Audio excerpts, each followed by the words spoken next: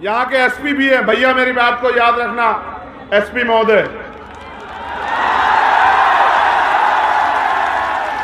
जिस दिन सरकार बदलेगी मुख्यमंत्री नहीं बजाएगा आपको। कानून के डंडे में बहुत ताकत है, कभी हमारी कभी तुम्हारी, याद रखना। तो उसे गलतफहमी हुई कि वो शराब के नशे में गया और कट्टा पिस्टल जो भी हो वो लहराते हुए उसने हमारे लोगों को अपमानित किया, हमारे परिवार को बेइज्जत किया, हमारे लोगों को गालियां दी, हमारी बहन की शादी को डिस्टर्ब किया, उनको धमकाया। हमारे लोगों ने आगे बढ़ के जब मुकाबला किया तब मुकदमा दर्ज हुआ। जब मैंने घोषणा की कि हम आ रहे 17 तारीख में सरकार सुन ले, इन्हें लगा, यहाँ के एसपी भी हैं। भैया मेरी बात को याद रखना, एसपी महोदय, जिस दिन सरकार बदलेगी मुख्यमंत्री नहीं बजाएगा आपको। कानून के डंडे में बहुत ताकत है, कभी हमारी कभी तुम्हारी, याद रखना। मेरे लोग भी तुम्हारी इस चोट का जवाब वोट से देंगे, याद रखना। गौर करो, गौर करो मेरे नौजवान सिपाहियों, मेरे योद्धाओं। उनको पता था कि जब चंद्रशेखर आके लड़ेगा तो वो कहेगा 307 में पर्चा दर्ज क्यों नहीं किया।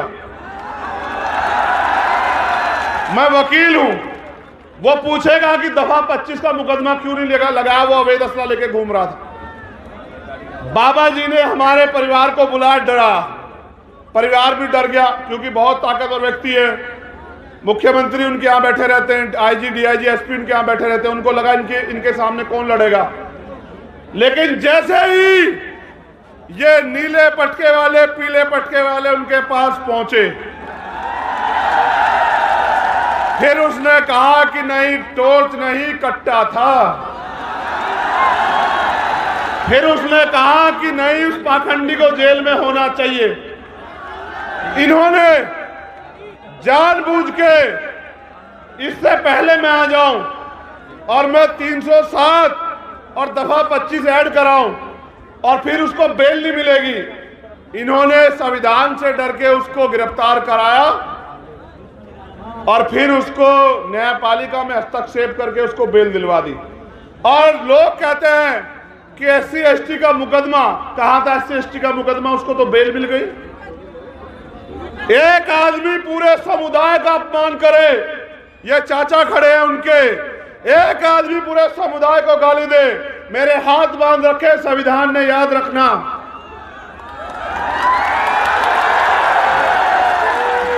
अगर संविधान को ना मानता तो तुम्हें बताता कि अपमान कैसे किया जाता, याद रखना मेरी बात को। बाबा साहब अम्बेडकर का खून हूं, संविधान को मानता हूं, इसलिए मैंने कहा कि संवैधानिक रूप से लड़ेंगे। लेकिन आपने देखा कि जब आपके पास राजनीतिक ताकत नहीं है तो किस तरह से आपका अपमान करने वाला व्यक्ति भी घर में आराम से जाके सोता है। देखा है नहीं देखा? और जो निर्दोष था मेरा भाई आरडी प्रजापति, उसके 1000 पुलिस वाले, वो बता रहा है कि मेरा एनकाउंटर, याद रखना आरडी प्रजापति, तुम्हारी तरफ चलने वाली हर गोली के सामने चंद्रशेखर आजाद खड़ा है, याद रखना इस बात। और मैं आपसे भी कह रहा हूं, शासन प्रशासन के लोगों, गुंडों पे कार्रवाई करो, हम नहीं आपको बोलेंगे। अपराधियों पे कार्रवाई करो, हम नहीं बोलेंगे। बहन बेटी के अपमान करने वाले पे कार्रवाई करो, हम आपके साथ खड़े हैं। लेकिन अगर सत्ता के नशे में हमारे लोगों, निर्दोष लोगों पे कार्रवाई करोगे तो आपके दफ्तरों पे ताले लगा के ये असंवैधानिक काम आपको नहीं करने देंगे कुर्सियों बैठ के। ये बिना सत्ता के आपसे कह रहे हैं। मैं चाहता तो ये सभा यहां नहीं, ये एसपी साहब के दफ्तर के बाहर होती, उनको एहसास हो जाता मुकाबला किनसे। अब एक और बात सुनो, गौर करो। जब तुम पे ताकत नहीं है, मैंने कहा कि हम आदिवासी भाई को मुख्यमंत्री बनाएंगे। इन्होंने मेरे आदिवासी एक बहन को, उसके साथ अन्याय हुआ वहां इंदौर मऊ में, उसकी हत्या कर दी गई। कितनी लाशें उठाओ आप मुझे बताओ। हत्या करने के बाद जब हमारे लोग प्रोटेस्ट करने के लिए आए सड़क पे तो गोली चला दी। एक भाई की जान चली गई, कई भाई घायल हैं। जब हमने आईजी डीआईजी से पूछा तो उन्होंने कहा हमने आदेश नहीं दिए।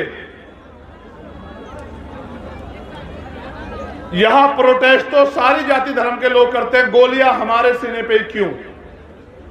इसका जवाब इस सरकार को देना पड़ेगा। आदिवासियों की हत्या हम लोग नहीं होने देंगे, सरकार को जवाब देना पड़ेगा।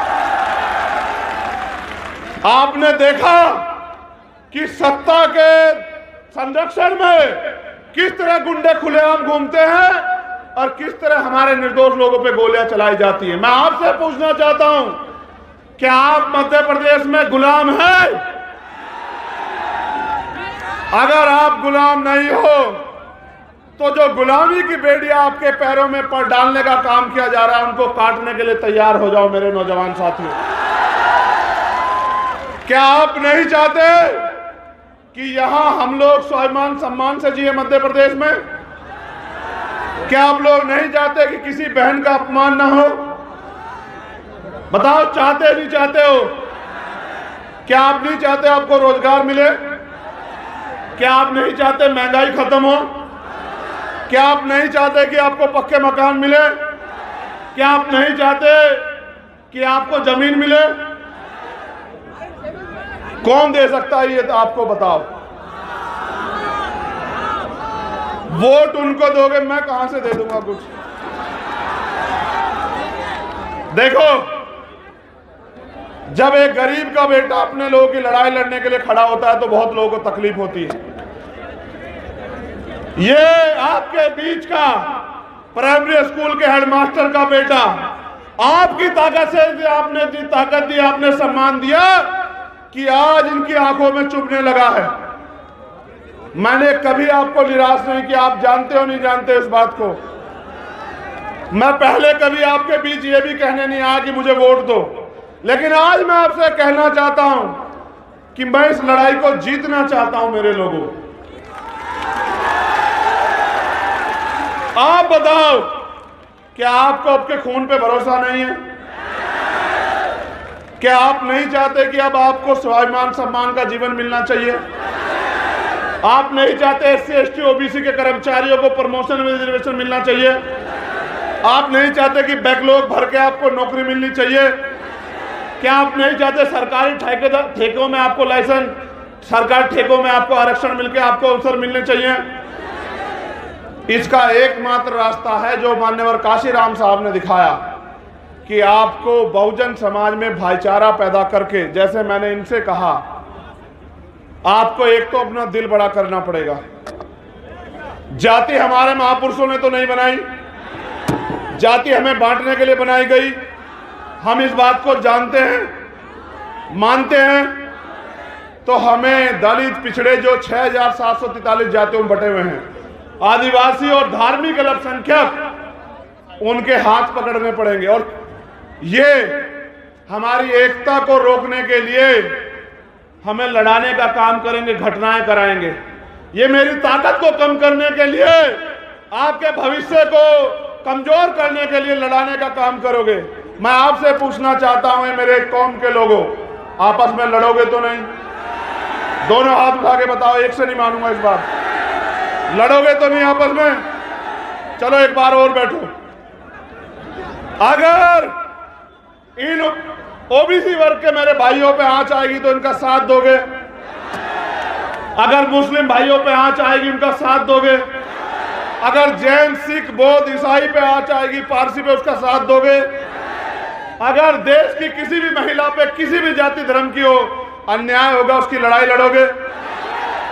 ये तुम में मानवता है, तुम में मानवता है। तुम सबका सम्मान करते हो, लेकिन याद करो, हाथरस में जब हमारी बहन को जलाया गया, जिनकी सरकार यहां है उनकी सरकार वहां थी, और फिर उसमें न्याय के लिए इन्होंने किस तरह का हस्तक्षेप किया आपने देखा। क्या आप इन्हें माफ कर दोगे? क्या आप इनको आजादी दोगे कि अगले 5 साल ये मेरे लोगों की खून से होली खेले? क्या आप इनको आजादी दोगे कि ये मेरी माँ बहनों को बेइज्जत करे, उनका शोषण करे, उनको मारने की आजादी दोगे इन्हें? अगर आजादी नहीं दोगे तो आजादी लेने का काम करो मेरे लोगों। आपको आजादी इस मुल्क में तभी मिलेगी जब इस देश की, इस प्रदेश की राज सत्ता आपके हाथ में आएगी। वोट आपका है तो राज किसका होना चाहिए बताओ? जब वोट आपका है तो राज किसका होना चाहिए बताओ? जब आपका राज आएगा, सोचो आपका राज आएगा तो यहां अगर सभा होगी तो कुर्सियां लगी होंगी या जमीन पे बैठना पड़ेगा बताओ? देखो, मैं धन्यवाद देता हूं यहां के एक कार्यकर्ता का, दोनों हाथ जोड़ के धन्यवाद देता हूं। आपने अपने पैसे का सही प्रयोग करके इस सभा को सफल बनाया। आपने जवाब दिया उनको जो ये कहते हैं कि एक गरीब का बेटा आगे नहीं बढ़ सकता, उनको जवाब दिया। आप मोटरसाइकिल पे आए, पैदल आए, और मैं जानता हूं, मैंने देखा भूखे पेट आए, मैंने देखा भूखे पेट आए हो, मैंने देखा। आप इस जरा सी जगह कम पड़ी है, आप अपने पैर पे खड़े हो। मेरे खून का एक एक कतरा आपके सम्मान में हमेशा जारी रहेगा, इस बात को आप याद रखना। एक कहावत है पंजाब में, सुनोगे? सुनाऊं? कहावत है, मन पक्के दूध दा कीपा, मन पक्के दूध दा कीपा, अगर कटड़े नू चुंगन नहीं मिलिया। इसको हिंदी में समझ लो, उस वोट का क्या फायदा? पहले उसको समझा दूं। मन पक्कन दूध यानी कि इतने सारे दूध का क्या मतलब, क्या फायदा अगर कटड़े को, भैंस के बच्चे को चुंगने को ना मिले, उसका पेट ना भरे?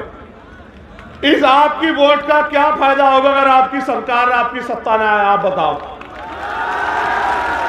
वोट आपकी सरकार उनकी ये नहीं चलने दो मेरे लोगों, वो आपके बदन से खाल खींच लेंगे। वो ये क्या करेंगे पता?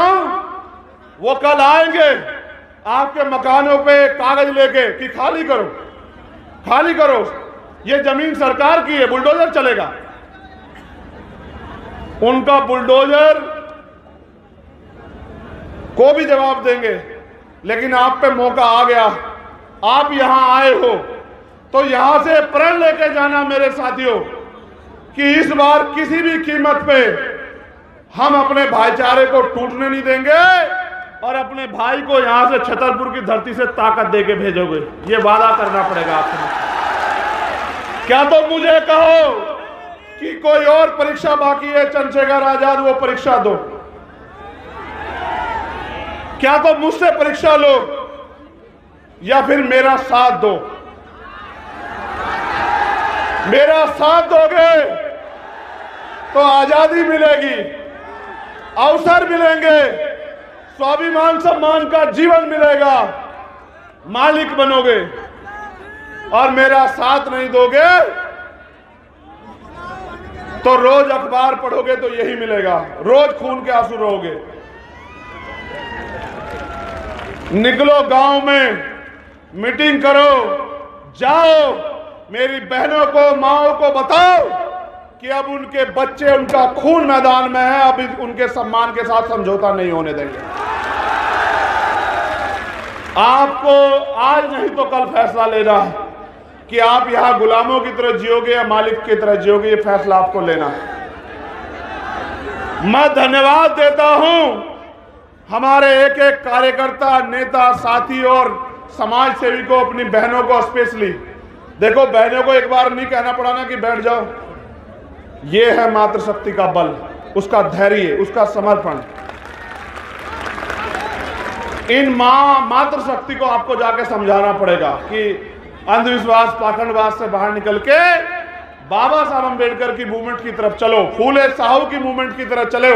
अगर बनना है तो बनो मां अवंतिका बाई लोधी, बनना है तो बनो मां झलकारी बाई, बनना है तो बनो मां पन्ना धाई, बनना है तो बनो मां रमाबाई, बनना है तो बनो मां सावित्रीबाई, बनना है तो बनो मां फातिमा शेख, और अगर बनना है तो बनो फूलन देवी। कि इतिहास आपको आपके गौरव से याद रखे। मैं अपनी बहनों से कहना चाहता हूं, एक कदम की दूरी है गुलामी की बेड़ियां काटने में।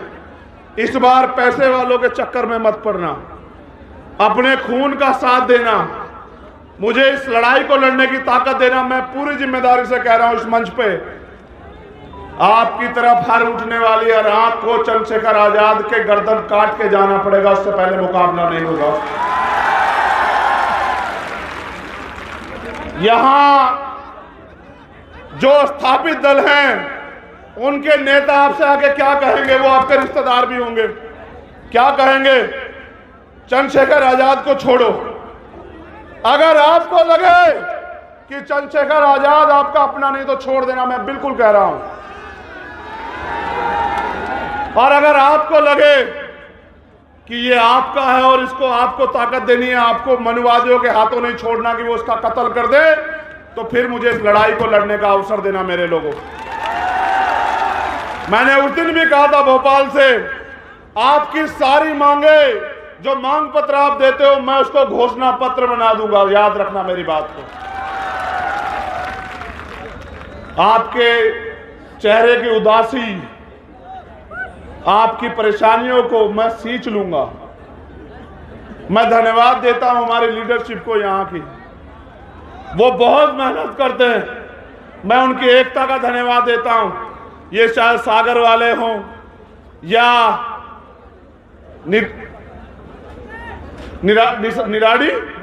निवाड़ी वाले हों, या ये इंदौर, मुरैना, भोपाल वाले हों, ग्वालियर वाले हों, छतरपुर वाले हों, विदिशा वाले हों, पूरे मध्य प्रदेश के लोगों को कह रहा हूं, मैंने भी अगर सबसे ज्यादा प्यार और विश्वास कहीं पाया तो मध्य प्रदेश में पाया। इस प्यार और विश्वास को ऐसे मुट्ठी तान के राजनीतिक शक्ति में बदल दो मेरे लोगों, फिर देखना कि बाबा साहब अंबेडकर का सपना क्यों पूरा नहीं होता इस देश में, मान्यवर काशीराम साहब का सपना क्यों पूरा नहीं होता इस देश में। आओ हाथ पकड़ लो एक दूसरे के, ऐसे हाथ पकड़ लो एक दूसरे के, खड़े हो जाओ अपनी जगहों पे, हो जाओ खड़े, ऐसे खड़े हो जाओ हाथ पकड़ के, और वादा करो कि हमारी एकता को कोई नहीं तोड़ सकता। आवाज दो, आवाज दो, जय भीम, जय भीम, जय भारत, जय भारत, जय मंडल, जय मंडल, जय संविधान, जय संविधान, जय जोहार, जय जोहार। मध्य प्रदेश ग्राम कोटवार संघ ने मुझे ज्ञापन दिया है। मध्य प्रदेश के